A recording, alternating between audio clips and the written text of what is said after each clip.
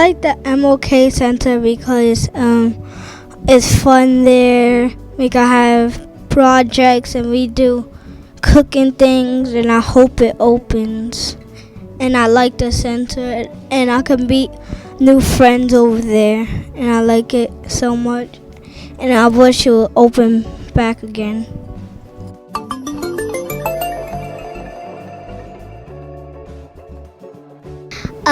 I like to play birthday tag, basketball, and I like to play basketball there. I like to play tag, soccer. And my name is Jarrell. My mom's name is Cecilia. And this is Shakira. We like the MLK Center.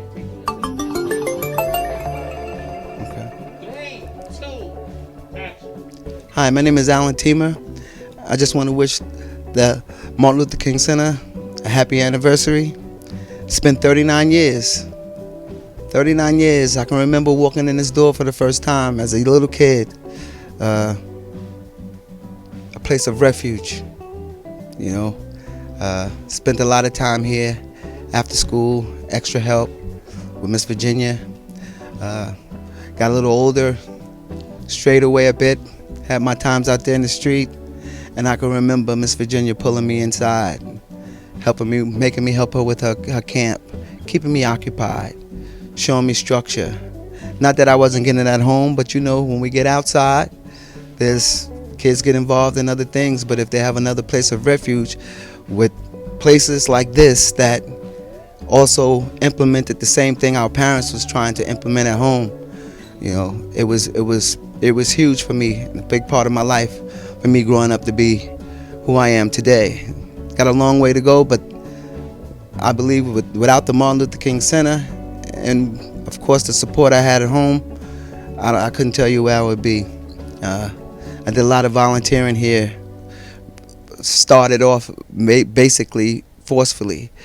Didn't realize the importance of what was actually taking place.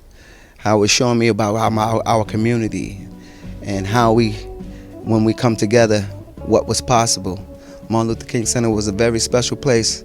A lot of special place for a lot of people. And I hope we a lot feel that way and don't take what we have and has had for these last 39 years for granted.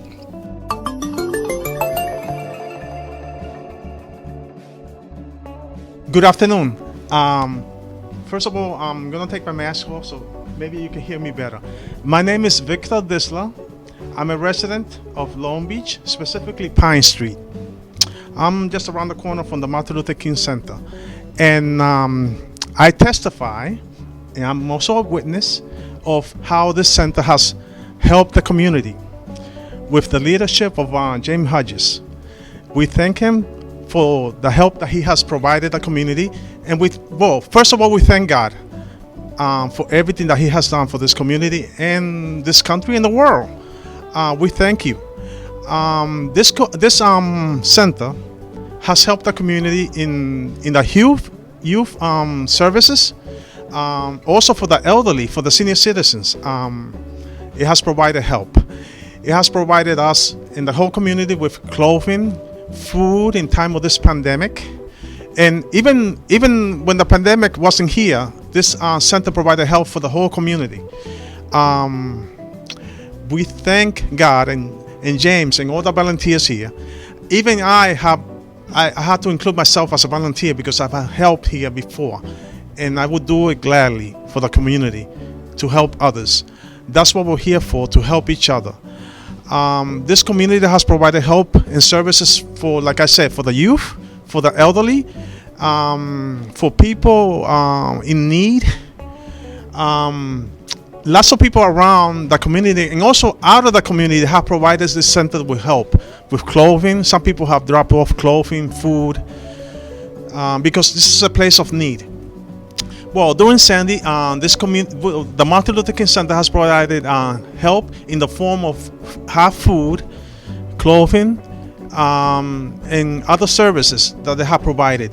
And we thank them for them. We thank them for that, and we thank God. Like I said, this community is always in need. And there's no it doesn't matter if you're Asian, Spanish, white, black. This center is for everybody. It's open for everybody.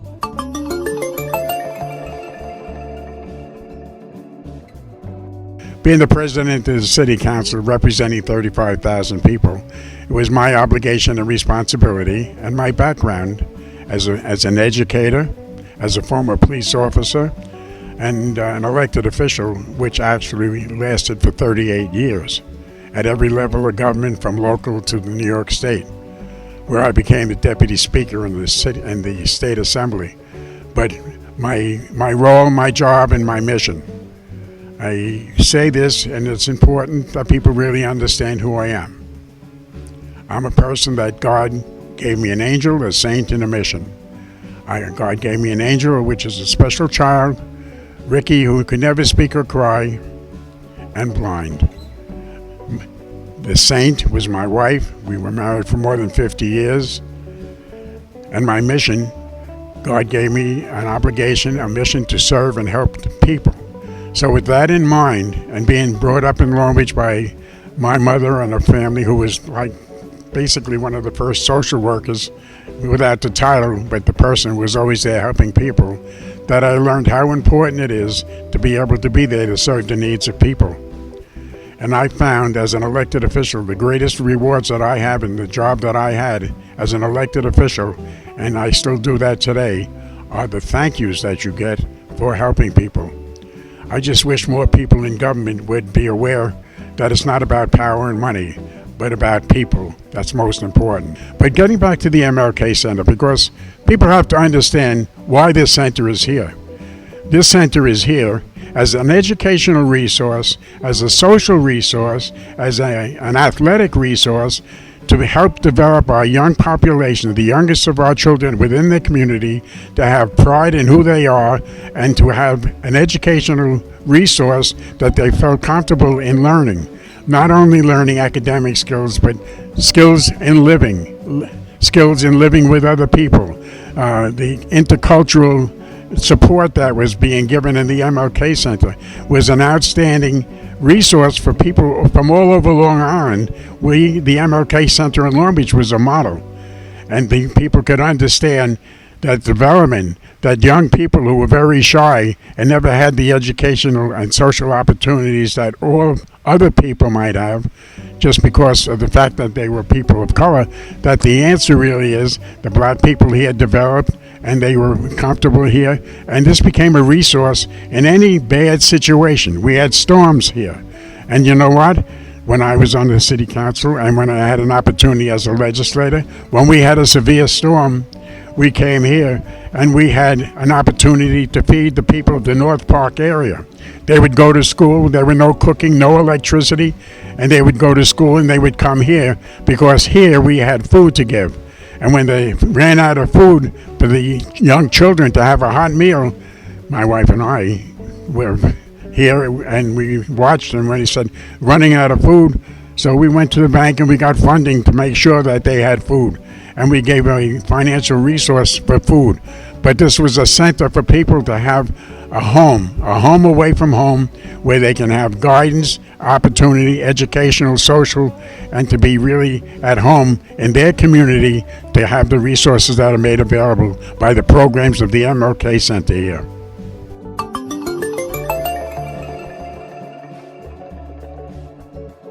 Martin Luther King and Reverend Evans. I mean, I go back a long time. I've been here my whole life.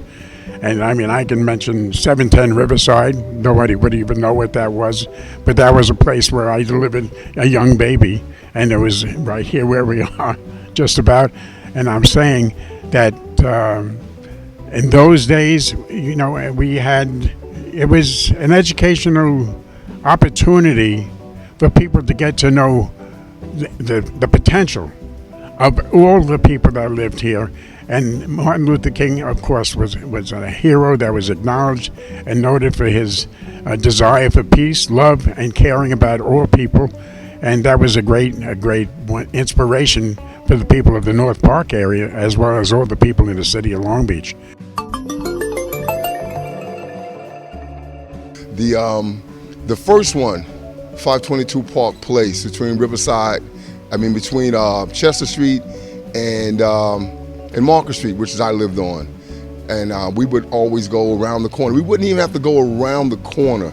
We could go through the alley and come through the center through the back way. And back then in the early 70s, we had a great core of community leaders and advocates, for our community and what was best for our community, the people of color.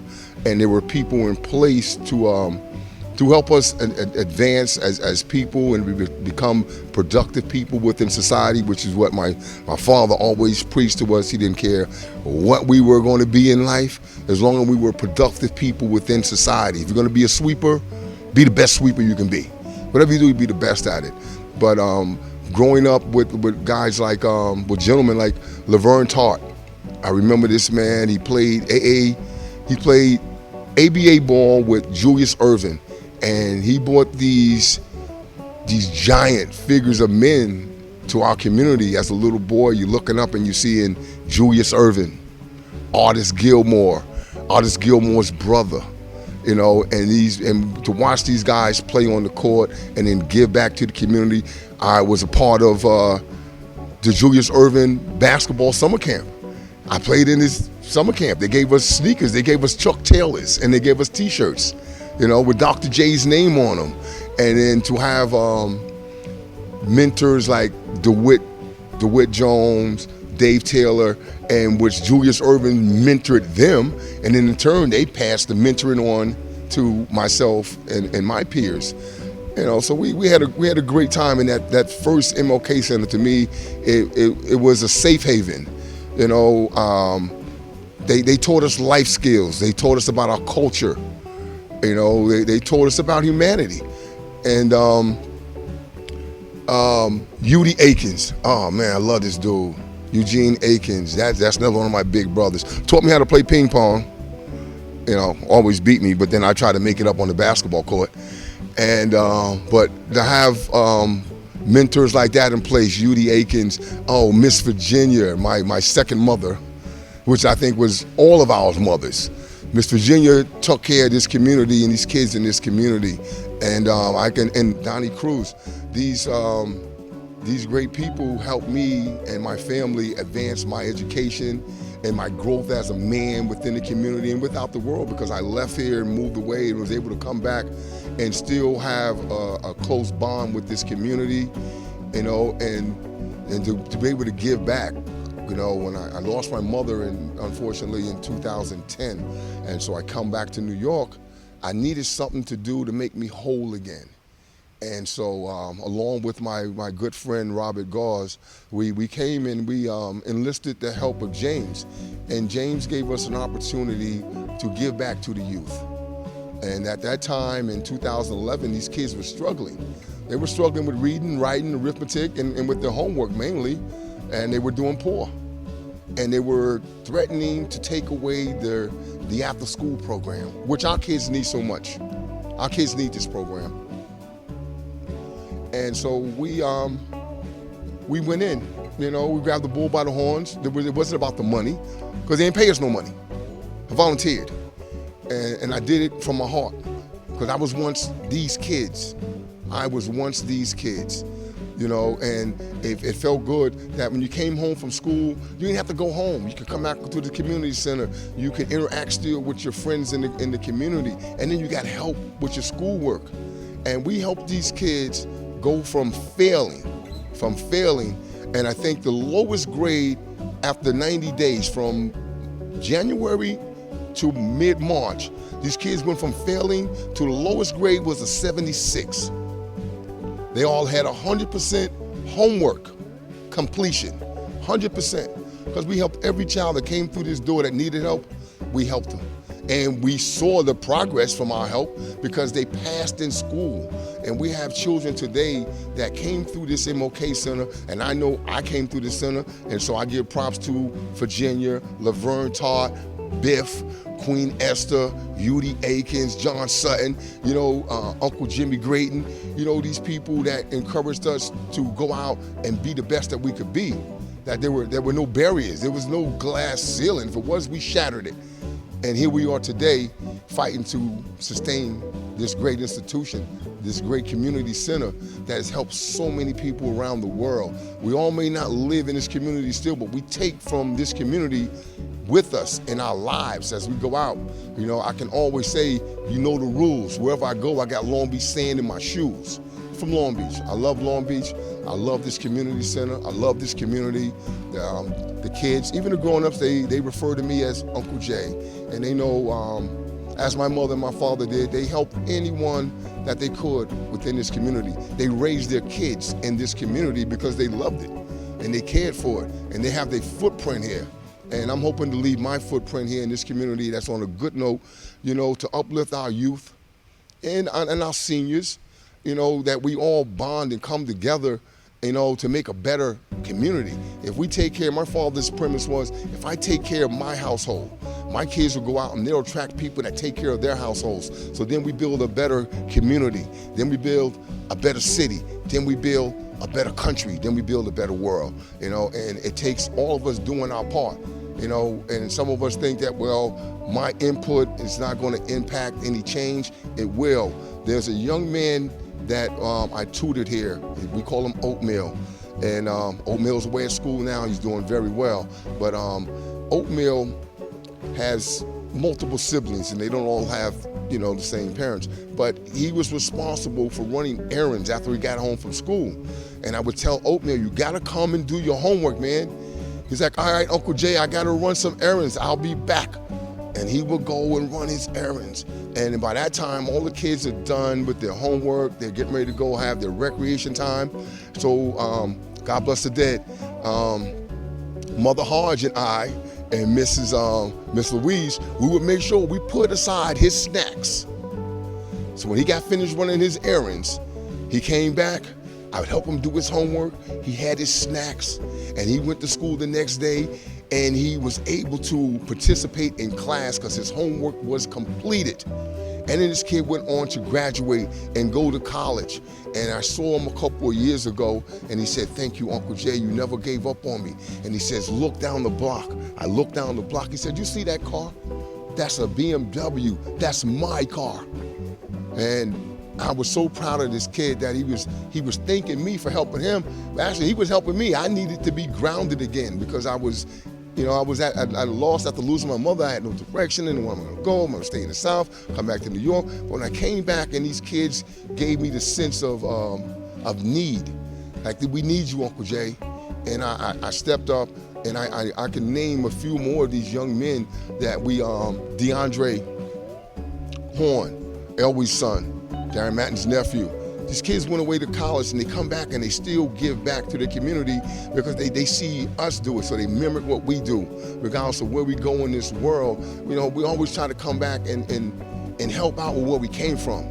I come from here, I'm always gonna help here. I'm gonna help Long Beach every chance I get.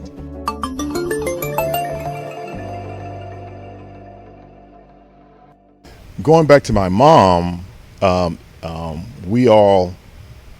was born in Memphis, Tennessee, and my mother in Memphis, that's where King was doing the marches in '68, and she was working all the time, so she wasn't able to march with them, even though she wanted to. So at that time, with all the racial tension throughout the country, we was right in the middle of that when King was coming down for the marches for the garbage man.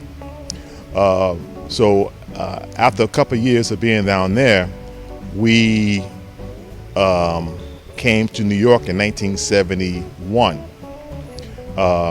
And then my mother started to work for the telephone company in '72. And then at that time, we moved into 225 West Park Avenue. And at that time, she was kind of maybe 1973, 74. She was kind of bored, so she decided to start going to the city council meetings once a month. Me myself, I was really into basketball at that time, so I would just see her go. I'm about 13 years old, something like that. She would just go to these meetings just to sit and observe. At that time, she wasn't part of any kind of committees and things like that. Over the years, she would continue to go every month, and she started to speak, doing I guess open mic or open opinions about things. As time went on, they asked her to be a part of some organizations because at that time there, the center was on Park Place. And it was a basketball court there, and it was a center inside. I mean, on the side there.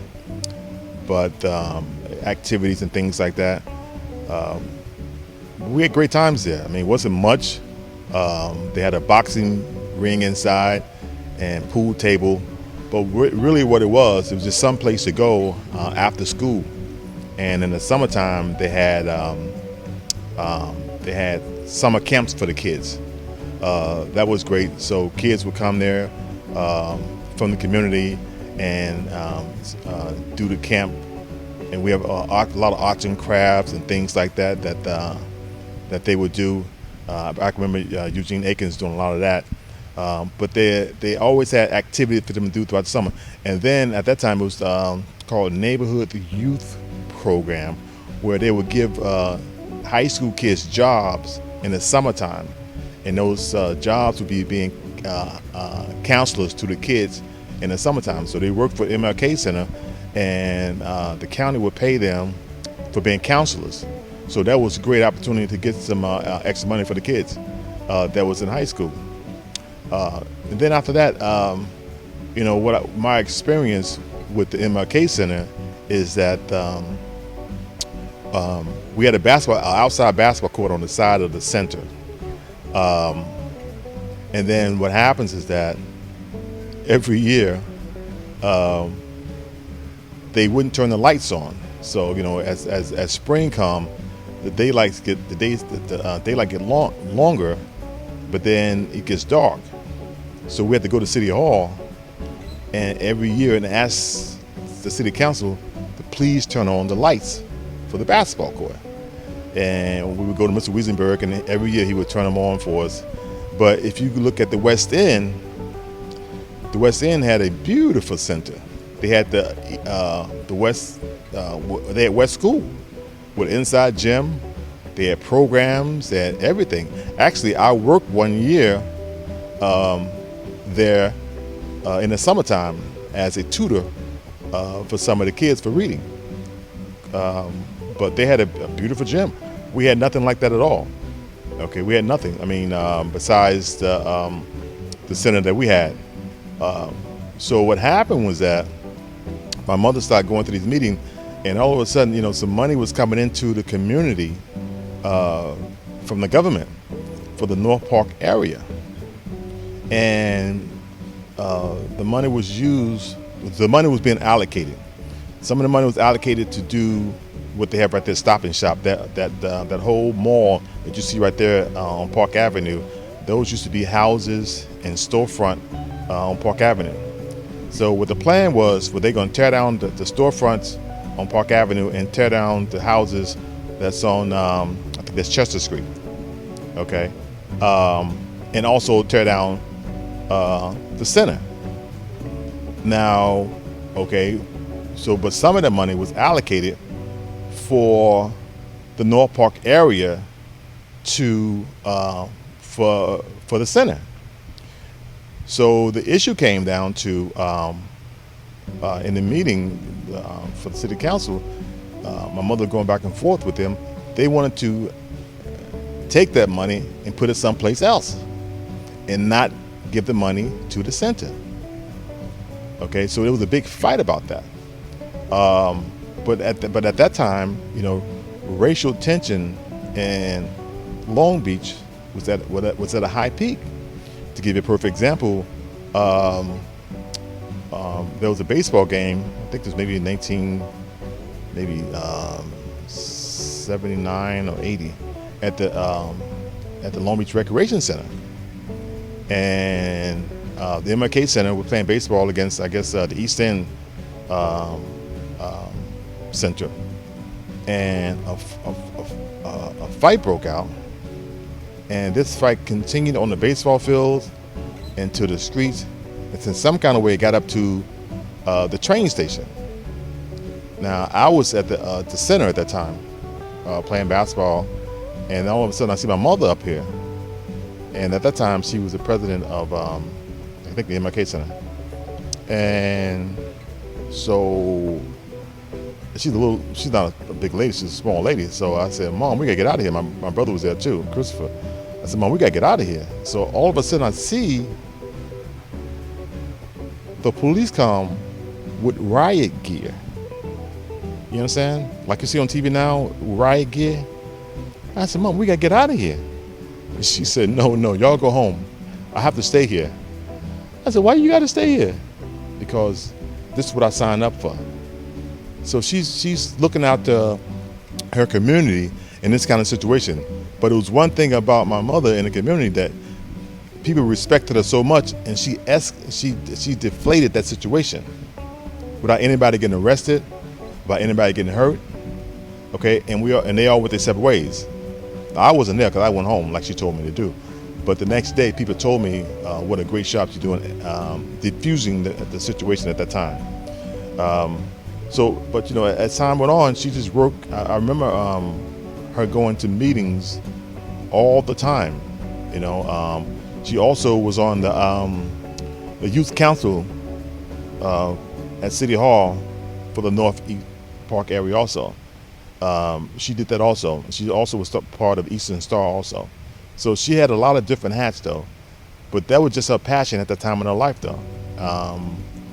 She just was relentless. You know what I mean? She was very articulate the way she spoke, and she was just very good at what she did.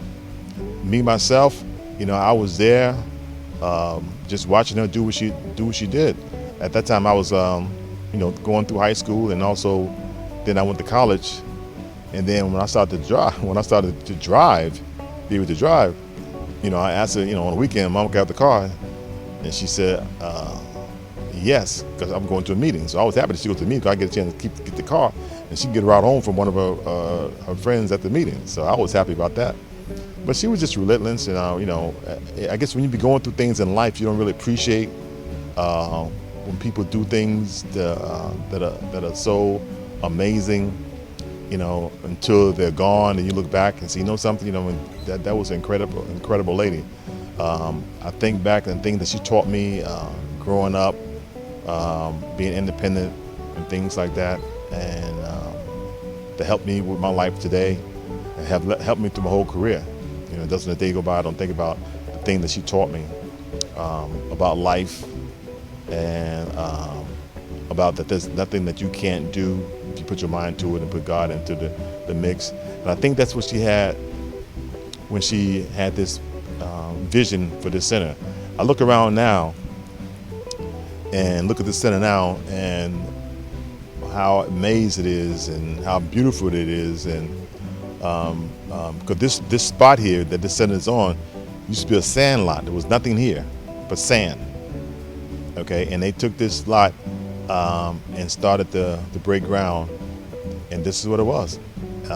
So it was a great testimony to her, and also the other people that was on that board too, because they worked together, no jealousy, no animosity. They all had one common goal, and they fought and fought and fought, and they didn't take no for an answer, and they made it happen. But the thing about it though, at that time, you have to look around what was going on. Again, go back to the West End. They had a beautiful center, okay? They had a center they had a center with a big gym inside their center. They had offices. I mean, I would go down there sometime. I was the only black person there. They had playrooms, they had TV rooms, they had everything.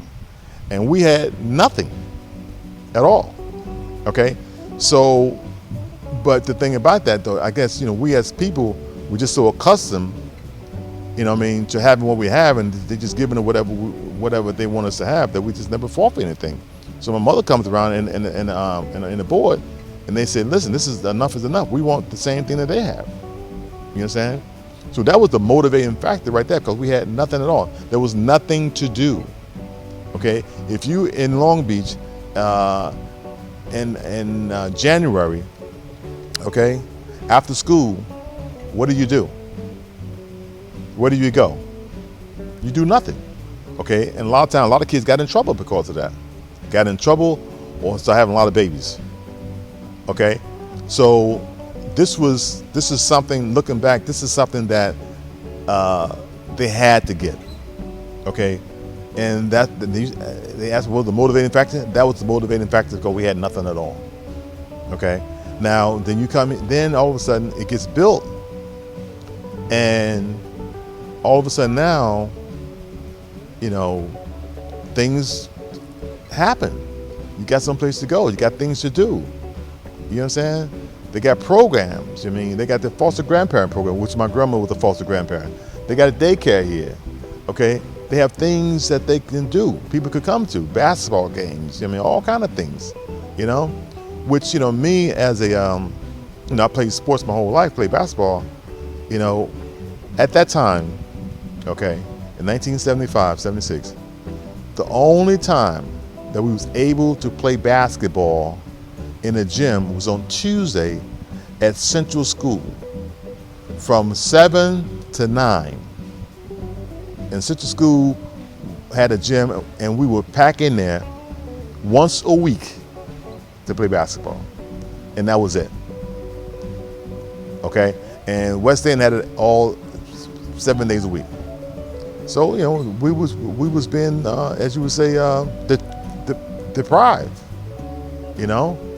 of our basic rights to be able to raise our kids in a decent environment, And so that's what the fought come in. The fought come in. That's what they was fighting for, So, and that was the main goal, and they got it done.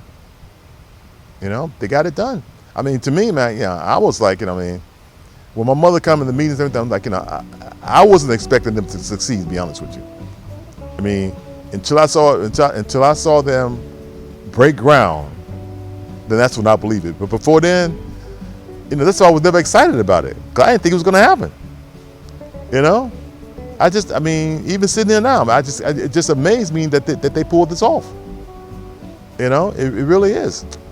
So I give all the thanks to the board, what they did. It was amazing. It truly was amazing. And the center is continuing to grow and get better and better and better. And that's what it's all about. That's what Long Beach is all about. Long Beach is a great place to grow up. Okay? I wouldn't want to grow up any place else but here. Because this place is like a fraternity. You understand? Everybody knows everybody. Everybody's respected everybody. And no matter where you go in the country, if you're from Long Beach, that says that, you went to the same school I did, some of the same teachers, you walked the same streets I did, you went through the same things that I did, So to me, it was just an amazing place. That's why, even though I live in Freeport, I get up one time and run on the boardwalk, because I just like coming over that bridge. That's my connection to where I am now, and where I come from. You can never take that away. If you talk to anybody from Long Beach, and that's white or black, they'll tell you, Long Beach is a special place. It really is. And so, that to me, I think the biggest program that I experienced, one of the programs that I experienced, because I work for the Department of Senior Citizens Affairs for a while once I got out of college in Nassau County. And so I was aware of the programs that was being given throughout Nassau County, East Meadow, Hicksville, and Great Neck, and all these white neighborhoods that they was having. So now that that we have a center here, and the way that it works is that, so if you have a center like this here, right, you can start all kinds of different programs and write grants and get money to support those programs. But see, if we don't have this facility, we can't write grants to get these programs. Let's say, for example, if you wanted to have, we have, because they're gonna come and say, well, where are you gonna have this program at? We got rooms here, so well, this office is for alcohol counseling. Okay, this room here is for teenage pregnancy. Okay, this room here, the one on the first floor here, this is for the foster grandparent program. Okay, now the foster grandparent program for me, that was special because my grandmother, she was one of the foster grandparents. So seeing her get up in the morning time at 7 years old, getting dressed, coming out to the center, sitting down for 4 hours out of a day with kids, okay, that was in daycare, was the highlight of her day.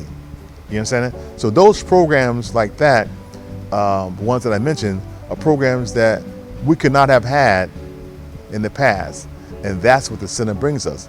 And even moving forward, if it's a program that we want to have, we could write a grant for it and get money for it. And then when you start writing grants, and receiving grants, that means you get money from the government for rent, for lights, things like that. Okay, because now the center is almost like a landlord to the program. Okay, so there's more funds that we get inside the center that we're able to use those funds to get, other things for the center. You mean? And so when you get the center, it opens up a whole nother life for the center. There's so many other things that you can do. Okay, so that's why it's important to write those grants to get those money. And that's what the other centers were doing before. That's what West End was doing. Okay, that's what the other centers throughout Nassau County was doing. But we couldn't do that because we had no home. You know what I'm saying? We were squatters. So once we got this center here, all of a sudden now, okay, we got the center. And the first thing my mother did, right, was got a grant writer. Her job, her name was Miss Alexander. Her job was to write grants. Okay? And what she did was write grants to get programs into the building. That's crucial. And that's how that's how I was able to grow. And even to this day, right, because that's the game. You see, nobody told us how the game was played though. But as time went on, we got the game and then we ran with it. I mean, and that was the turning point. And then me working in the Public Scenes in the Fair, I seen the grants. I was a grant technician myself at the. I seen the grants. I see how much money come in. See what happened. That let's say if you get a program, let's say a teen pregnancy program, okay, and they get money from the state, okay. Now when you get money from the state, the county got to match that too. Okay, so now you're getting money from the state and you get money from the county. Okay, now you're going to get somebody to run the program. Okay, the money from the grant is going to pay that person to run the program. You understand? So that's how you get money, and then they have use money for the like I said earlier for the office. All these different things here. You know what I mean, or you say a lunch program. All these different programs that are there, okay, for the taking. And before we had the center, the reason we couldn't grow because we couldn't do no programs. You know what I mean? No after school program, no reading program, no literacy program, no GED program. You know what I'm saying? So all these things, once you got that building, then all of a sudden now things start to happen. But I would be remiss if I wouldn't say this here, is that one of the person that was on our side was Mr. Harvey Wiesenberg. He was our guardian angel on the city council because he was the guy that touched the conscience of the council. You understand that? So because when those meetings are over with, he would take them in council and talk to them and let them know how important these things are for the North Park area, you know? And so he was very, very instrumental in my life and in my mom's also, and getting things done in this community. Okay, because, you know, we could do only so much, but God put people in our lives to help us along the way. And he was definitely put in our lives with the center to help us along the way. and he made it happen, and we made it happen though. So when you look at the center here, man, you gotta look at the foundation where it came from, and it came from those people like my mom and these other people working to get it started. Now, once they got it started, then to take it to the next level was getting the grants. Once they got the grants, now we're able to do things. Now that's what they're doing now.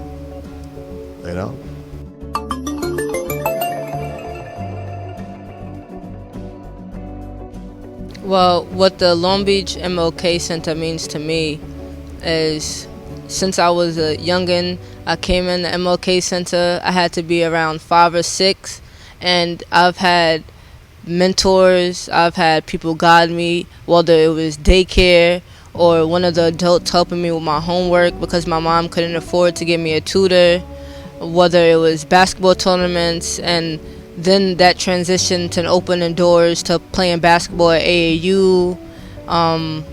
It was just a lot, they always had programs here to help us, to develop us, and to create a better future.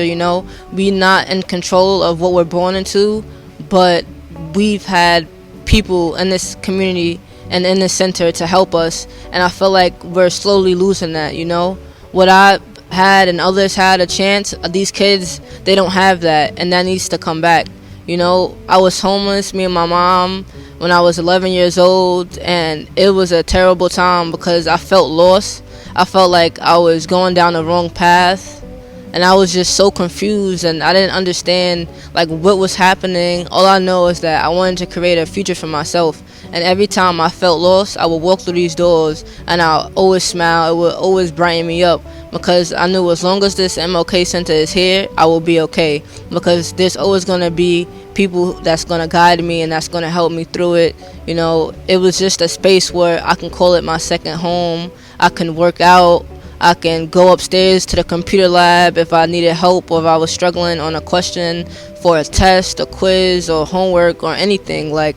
It's just so much that I got out of the center. It literally saved my life, because if I wasn't in the center or at practice or at home, what else is there to do? There's the streets, and once you get into the streets, if you don't get the correct guidance, you will be stuck in there. And once you're stuck, it's very hard to get out of a situation. So I'm just glad that I had the MLK in my life.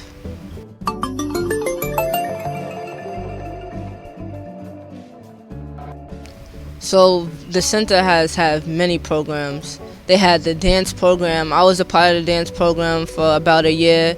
I believe her name was Miss Shakenya or Shakira, and she used to have us in there every weekend. We'll come into what is now the boxing room. It used to be our dance room.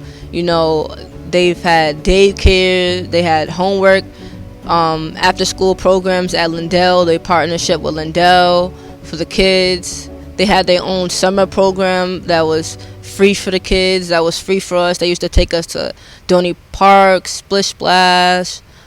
They've had senior programs who my friends, their parents got to come here, play bingo. We used to come in here, say hi to them, talk to them. They used to laugh, have a good time. It was just a chance for them to hang out and to not feel like they're alone, especially that when you get older, you feel like no one really comes to check up on you. So that this just gave them a place to feel loved and to be remembered that we love them and that we appreciate them. We had wrestling program. We had basically almost every program that I can think of. We've had programs where people come in and teach us about finances, how to manage our money, what to do with our money.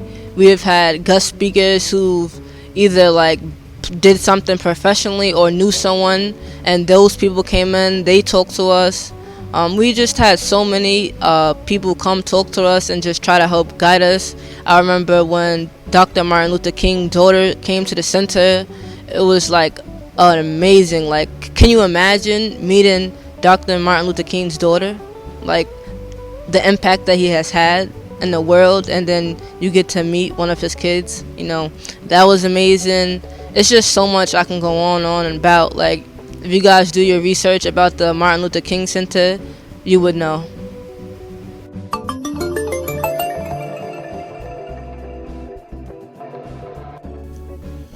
So I'm real grateful I'm real grateful today for the importance that the MLK had in my life.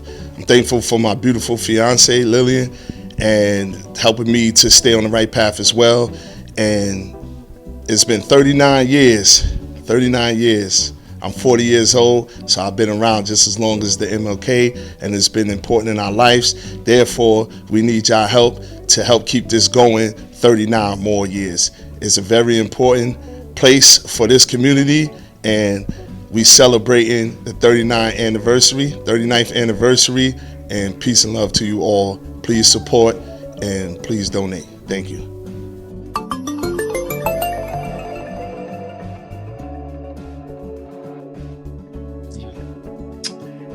Well, we're so excited to be here at this MLK 39th anniversary. I'm going to give the floor to my gorgeous, intelligent wife, Maria. Hi, folks. This is Maria Stramiello. My husband and I have participated in several Martin Luther King marches and events. The center has always been very welcoming, a very welcoming place. Therefore, I was very moved when COVID hit and I witnessed hundreds of people lined up to pick up meals at the center. Our good friends Bobby and Les, who are with us right now, and myself and my husband started contacting friends to let them know what good work the center does and continues to do. Our friends were very generous. We were happy and proud to celebrate this milestone with our neighbors and our friend James Hodge. Les and Bobby, the Hi. floor is yours. Hi. Obviously, this is Bobby and I'm Les. We also want to thank Dennis and Maria for getting us involved in this most important organization. You know, we live in a great country and we've made many, many strides in trying to fix some of the inequalities in our country relative to race, religion, and gender. We made a lot of progress, but so much more has to be done to really achieve full equality in this country. And the Martin Luther King organization is one of several organizations that are so important to helping us achieve these equalities that are so much needed. And people like James Hodge, who runs the Long Beach Martin Luther King, we need more people like James to volunteer their time and volunteer their management expertise to ensure that we achieve the results that we need. So I once again want to thank Dennis and Maria and my wife Bobby for this collaborative event. Thank you. Bobby, would you like to say anything? No, it's been a pleasure. Thank you for inviting us, repeating what Les has said, and we look forward to a long association with the center. Fantastic. Yeah, we're just honored to be a small part of a big pie here. I was moved, as my wife was moved, to see the need in our own local community. It's a shame that it took COVID to open up our eyes, or at least to open up my eyes. I know Maria's been involved longer than I, and I look forward to other opportunities to continually support this worthwhile organization. It's one of many. We can't do everything for everybody, but this is the slice of the pie that the four of us has decided to give an increased focus to. So congratulations, James. Congratulations, 39th birthday. And we look forward to ongoing activities. God bless you all. Amen. Amen. Mm-hmm.